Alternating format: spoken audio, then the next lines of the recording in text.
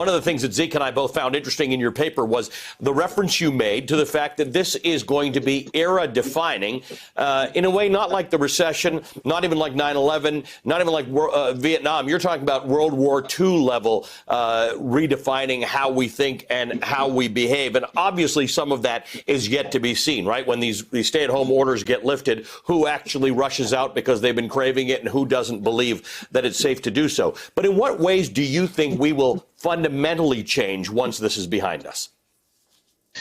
Well, I definitely think we'll take the risk of a second pandemic seriously and make some of the foundational investments.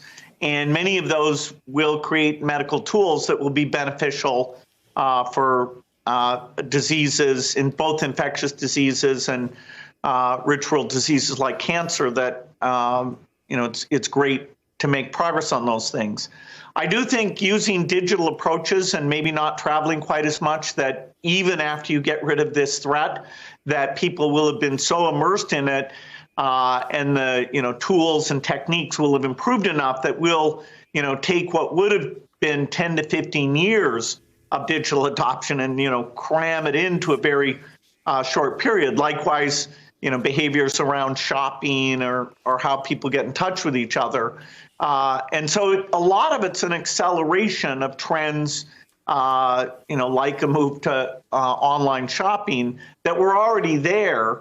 Thank goodness the internet has enough capacity that its ability to let us connect, share information is very strong. 10 years ago, that would not have been the case. And so, we've jumped on that, and it's helped some, particularly for white-collar jobs. It's actually surprising to me the productivity levels for some activities, are not greatly reduced, and I wouldn't have expected that to go as well.